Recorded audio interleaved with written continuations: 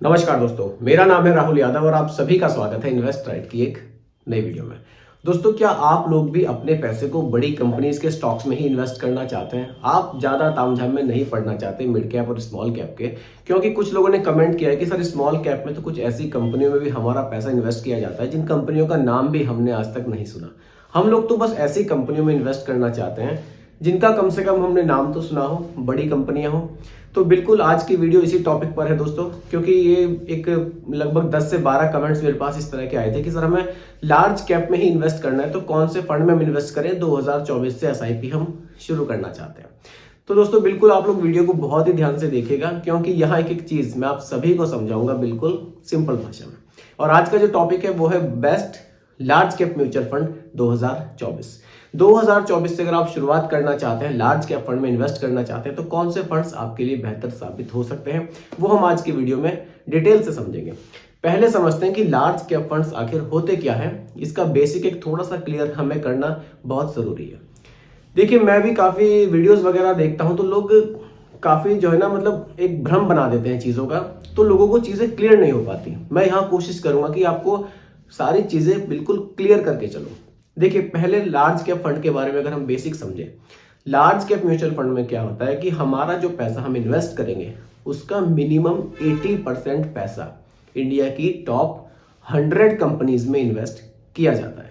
इस चीज को आप लोग बहुत ध्यान से समझिएगा, क्योंकि मैंने देखा है कि कुछ लोग बता दें कि लार्ज कैप फंड में आप जो पैसा देंगे वो पूरा पैसा आपका इंडिया की टॉप 100 कंपनीज में इन्वेस्ट कर दिया जाएगा। ऐसा बिल्कुल नहीं है। यहाँ सेबी का एक नियम भी है, मिनिमम 80% पैसा इन्वेस्ट करना है। तो आप मैक्सिमम लार्ज कैप फंड्स में देखेंगे तो 80 to 85% के आसपास आपका पैसा टॉप 100 कंपनीज में इन्वेस्ट किया जाता है। बाकी का जो रेस्ट होता है वो कुछ मिड कैप में और कुछ स्मॉल कैप में भी जरूर रखा जाता है।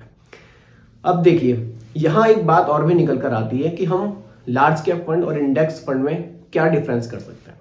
देखिए, इंडेक्स फंड भी लार्ज कैप ही है, लेकिन इंडेक्स फंड इंडिया की टॉप 50 कंपनीज में पैसे को इन्वेस्ट करते हैं और लार्ज कैप इंडिया की टॉप 100 कंपनीज में मिनिमम 80% पैसे को इन्वेस्ट करते हैं। एक ये आपको अंतर दिखाई देगा, साथ ही साथ आपको एक अंतर दिखाई देगा एक्सपेंस रेशियो का। इंडेक्स फंड में एक्सपेंस रेशियो बहुत कम देखने को मिलता है, लेकिन लार्ज कैप में एक्सपेंस रेशियो इंडेक्स फंड के मुकाबले आपको थोड़ा सा हायर देखने को मिलता है। कारण क्या है? कारण है कि फंड मैनेजर को यहाँ आपके लिए थोड़ी सी मेहनत करनी पड़ती है, क्योंकि वो आपके पैसे को मैनेज करते हैं, मिड कैप और स्मॉल कैप में भी इन्वेस्ट करते हैं। तो ये एक बेसिक सा फर्क था जो मैंने आपको समझाने की कोशिश की थी। उम्मीद करता हूं कि ये चीज आपको क्लियर हुई होगी। बाकी समझते हैं कि टॉप 3 लार्ज कैप फंड्स आपके लिए 2024 में कौन से हो सकते हैं। चलिए देखिए, फर्स्ट नंबर पर जो मैंने फंड रखा है वो रखा है निपॉन इंडिया। निपॉन इंडिया बढ़िया फंड है, लार्ज कैप कैटेगरी का। इसकी थोड़ी सी डिटेल हम लोग समझेंगे कि कैसा ये फंड है, कैसे रिटर्न्स इस फंड ने हमें बनाकर दिए हैं। चलिए बात करते हैं निपॉन इंडिया फंड की।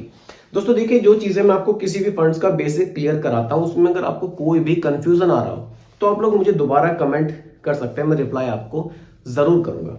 देखिए, निपॉन इंडिया की अगर मैं बात करूं, अगर यहाँ फंड साइज की बात करूं, 18,072 करोड़ रुपए का फंड साइज है। एक्सपेंस रेशियो 0.83% का है। यहां डायरेक्टली बात अगर मैं रिटर्न्स की करूं, देखिए रिटर्न्स में यहां पर 5 इयर्स और 10 इयर्स दोनों के आपको रिटर्न्स दिखाने की मैं यहां कोशिश करूंगा। देखिए, लास्ट के 5 इयर्स के रिटर्न्स मिले हैं 23.95%, 23.95%।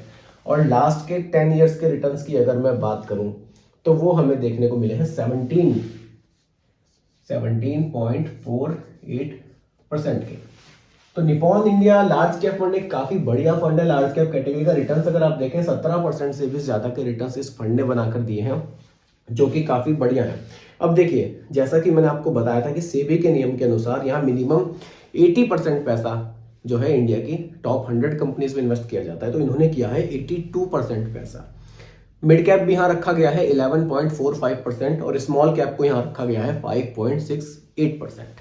चलिए अब आते हैं अपने नेक्स्ट फंड की तरफ। हमारी लिस्ट में दूसरे नंबर पर जो मैंने फंड यहाँ पर रखा है लार्ज कैप कैटेगरी का, उसका नाम है ICICI Prudential blue chip fund.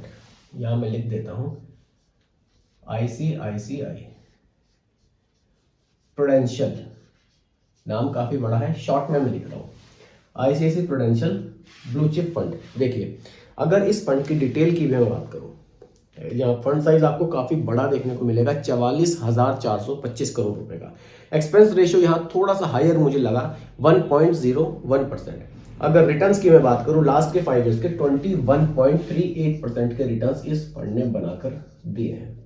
और लास्ट के 10 इयर्स के रिटर्न्स की अगर मैं बात करूं वो हमें देखने को मिले हैं 16.47% के। तो रिटर्न्स ICICI प्रूडेंशियल के भी काफी बढ़िया पास्ट में रहे हैं। अगर मैं यहां पर इनकी होल्डिंग्स की बात करूं, इन्होंने 86% पैसा लार्ज कैप स्टॉक्स में इन्वेस्ट किया है, यानी कि इंडिया की टॉप 100 कंपनीज में, 7.73% मिड कैप में और केवल 0.48% स्मॉल कैप में इन्होंने रखा है। हमारी लिस्ट में 3rd नंबर पर जो फंड आता है वो आता है कैनरा रोबिको। यहां मैं लिख देता हूं